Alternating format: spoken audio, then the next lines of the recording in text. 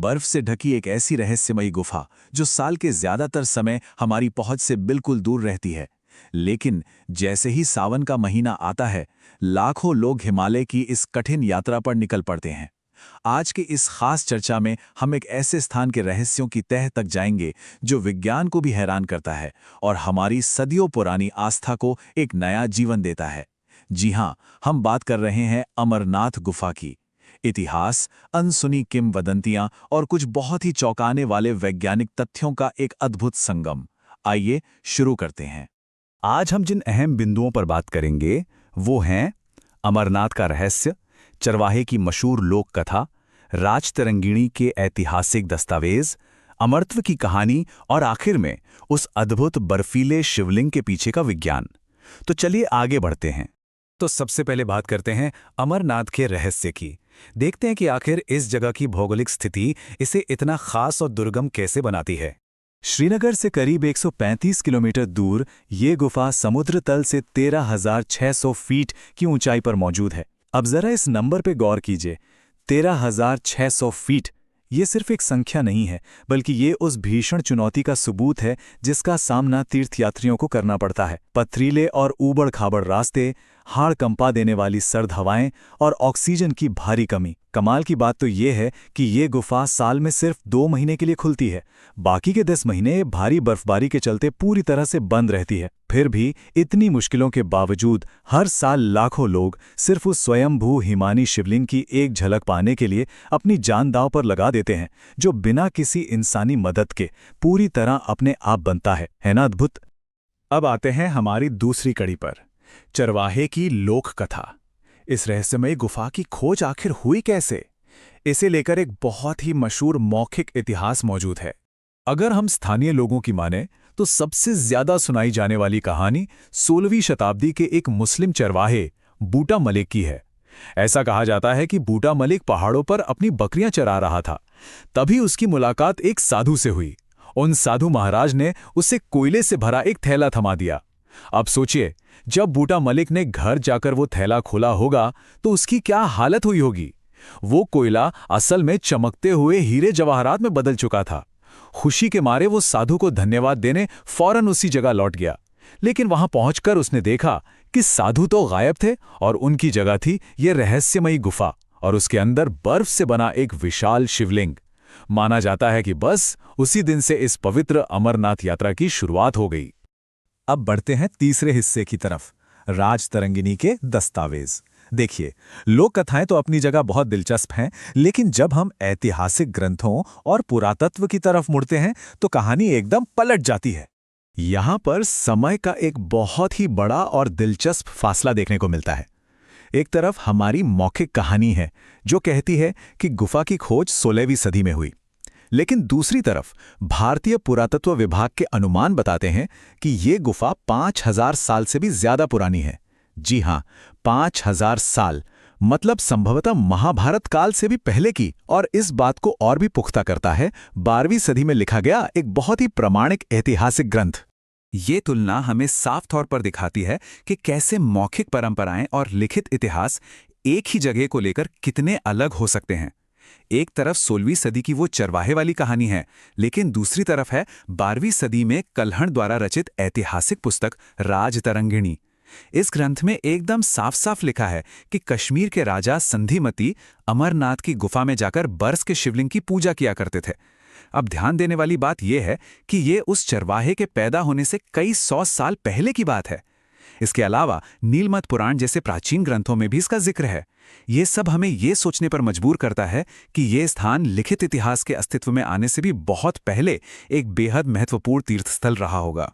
चलिए अब चौथे खंड की ओर चलते हैं, अमरत्व की कथा। इतिहास के पन्नों से बाहर निकलकर अब उस पौराणिक मान्यता की गहराई में चलते हैं जो इस गुफा को असल में तीर्थों का तीर्थ बनाती है। प्रसिद्ध अमर कथा। पुराणों में एक बहुत ही खूबसूरत प्रसंग है। जब माता पार्वती ने अमरत्व का रहस्य जानने की बहुत जिद की तो भगवान शिव ने उन्हें ये अत्यंत गुप्त कथा सुनाने का फैसला किया। लेकिन एक बड़ी शर्त थी, इस कथा को उन दोनों के अलावा और कोई ना सुन सके। इस पूर्ण एकांत को पाने के लिए शिव ने अपनी यात्रा के दौरान अपना सब कुछ पीछे छोड़ना शुरू कर दिया। उन्होंने अपने वाहन नंदी को पहलगांव में छोड़ दिया, अपनी जटाओं से चंद्रमा को निकालकर चंदनवाड़ी में रख दिया, अपने गले के शेषनाग को शेषनाग झील में छोड़ दिया, भगवान गणेश को महागुनस पर्वत पर ही रुकने को कहा और अंत में पंचतरणी नामक जगह पर प्रकृति के 5 तत्वों यानी वायु, जल, अग्नि, पृथ्वी और आकाश का भी त्याग कर दिया। ये एक एक करके सब कुछ छोड़ना उस परम अलगाव और पवित्रता को दर्शाता है जो ब्रह्मांड के सबसे बड़े रहस्य को साझा करने के लिए जरूरी थी। पर कहानी यहाँ खत्म नहीं होती। ऐसा कहा जाता है कि जब शिव ये कथा सुना रहे थे तब गुफा में एक शुक या कुछ मान्यताओं के मुताबिक एक कबूतर और उसके 2 अंडे भी मौजूद थे। माना जाता है कि कथा के दौरान उन अंडों से निकले बच्चों ने भी वो रहस्य सुन लिया और हमेशा के लिए अमर हो गए। आज भी 13,600 फीट की उस भयंकर ऊंचाई पर, जहां ऑक्सीजन का नामो निशान नहीं है और खाने को दाना तक नहीं मिलता, कई यात्रियों ने और दशकों पुरानी तस्वीरों ने गुफा के अंदर सफेद कबूतरों के एक जोड़े को देखने का दावा किया है। इतनी जानलेवा परिस्थितियों में उनका जीवित रहना आस्था रखने वालों के लिए आज भी किसी साक्षात चमत्कार से कम नहीं है। खैर, अब हम इस चर्चा के एक बहुत ही दिलचस्प पड़ाव पर पहुंच गए हैं। पुराने कथाओं से थोड़ा हटकर अगर हम भौतिक दुनिया की बात करें तो एक बहुत बड़ा वैज्ञानिक सवाल खड़ा होता है।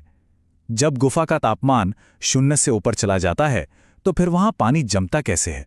और यहीं से शुरुआत होती है हमारे 5वें और आखिरी हिस्से की, बर्फ के शिवलिंग का विज्ञान। आइए समझने की कोशिश करते हैं कि विज्ञान इस रहस्यमयी प्राकृतिक संरचना को किस नजरिए से देखता है। अगर हम भूविज्ञान यानी जियोलॉजी की बात करें तो इस तरह की संरचनाओं को स्टैलेग्माइट कहा जाता है।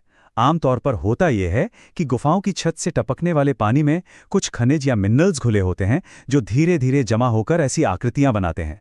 अमरनाथ में छत से टपकने वाली पानी की बूंदें इतनी ज़्यादा ठंडी होती हैं कि वे फर्श पर गिरते ही तुरंत जम जाती हैं और समय के साथ एक के ऊपर एक परत जमते हुए यह एक ठोस स्तंभ का रूप ले लेती हैं, जिसे हम शिवलिंग कहते हैं। तो सीधे शब्दों में कहें तो यह एक पूरी तरह से प्राकृतिक प्रक्रिया है।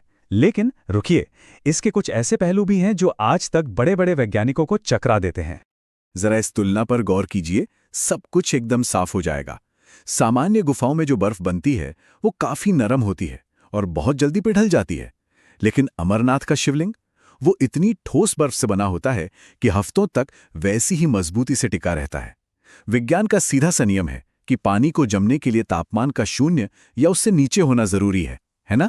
लेकिन सावन के महीने में जब लाखों लोग गुफा के अंदर होते हैं तो वहां का तापमान अक्सर 0 से काफी ऊपर चला जाता है। फिर भी वो बर्फ लगातार जमती रहती है। कोई सोच भी कैसे सकता है? और सबसे बड़ा रहस्य तो इसका चंद्रमा के साथ संबंध है। जैसे जैसे चांद का आकार बढ़ता है, ये शिवलिंग भी पूर्णिमा तक अपने पूरे आकार यानी लगभग 10 से 18 फीट तक पहुंच जाता है और फिर अमावस्या आते आते ये धीरे धीरे पिघलकर एकदम छोटा हो जाता है। सामान्य बर्फ पर चंद्रचक्र का ऐसा कोई असर नहीं होता। ये एक ऐसी वैज्ञानिक विसंगति है जिसका कोई ठोस जवाब विज्ञान के पास आज भी मौजूद नहीं है। तो कुल मिलाकर बात यह है कि अमरनाथ गुफा महज एक जगह नहीं है, ये एक ऐसा अनूठा संगम है जहां सदियों पुराना इतिहास, हमारी गहरी धार्मिक आस्था और आज तक अनसुलझे वैज्ञानिक रहस्य एक ही बिंदु पर आकर मिल जाते हैं। चाहे हम ऐतिहासिक दस्तावेजों को सच मानें या उस चरवाहे की लोक कथा को, चाहे हम शिव की अमर कथा पर विश्वास करें या फिर इसे सिर्फ एक दुर्लभ भूवैज्ञानिक घटना के रूप में देखें, सच तो ये है कि हर एक दृष्टिकोण से ये स्थान हमें सोचने पर मजबूर कर देता है और हमें अपनी ओर खींचता है। आज की इस चर्चा के अंत में एक बहुत ही गहरा सवाल हमारे सामने आता है।